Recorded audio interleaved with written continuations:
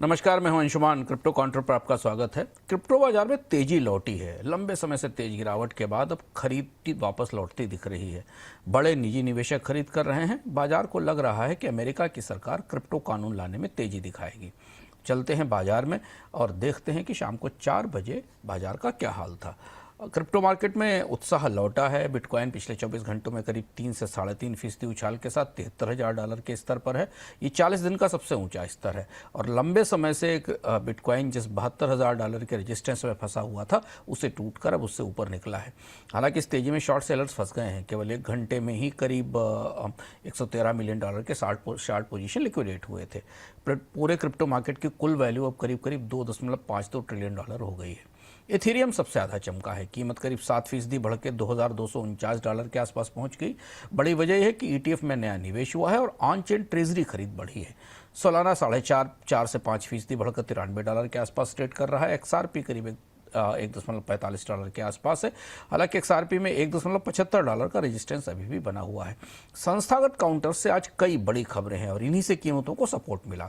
जैसे कि bitcoin ETF में फिर से पैसा वापस आया है। अमेरिका में स्पॉट बिटकॉइन में ETF में लगातार 5वें दिन निवेश हुआ। पिछले कुल हफ्ते में कुल $767 मिलियन का निवेश यहाँ आया है, जो नवंबर 2025 के बाद सबसे मजबूत इन्फ्लो दिखाई दे रहा है।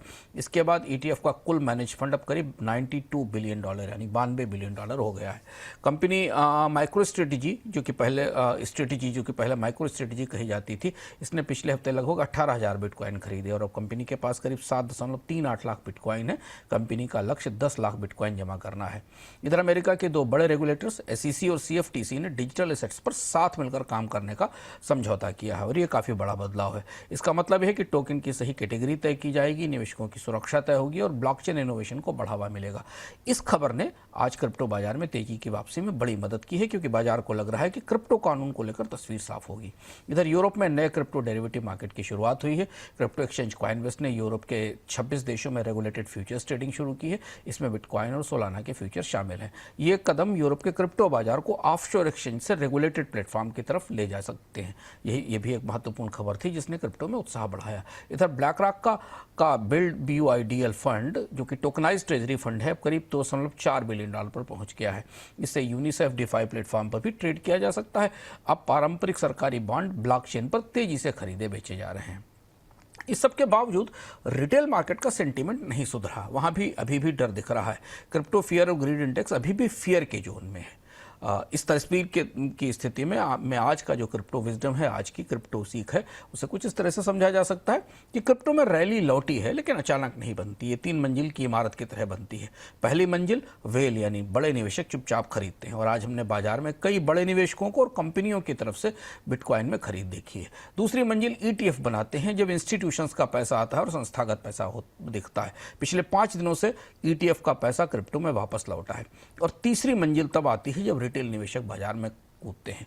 तो अगर आपको अभी रैली की खबर सुनाई दे रही है तो ये समझिए कि वेल वापसी कर चुके हैं और ETF की दूसरी मंजिल बन रही है। अगर क्रिप्टो का कानून आता है और कोई बड़ा उथल पुथल अंतर्राष्ट्रीय स्तर पर नहीं होती और युद्ध को लेकर जो रुकने की और समाप्त होने की, वेस्ट एशिया युद्ध को रुकने की और समाप्त होने की संभावनाएं बन रही, वो मजबूत होती दिखाई देती हैं, तो क्रिप्टो बाजार में लंबे समय के बाद हम एक लंबी तेजी की शुरुआत देख सकते हैं। क्रिप्टो काउंटर में आज इतना ही। कल फिर लौटेंगे अपडेट्स के साथ।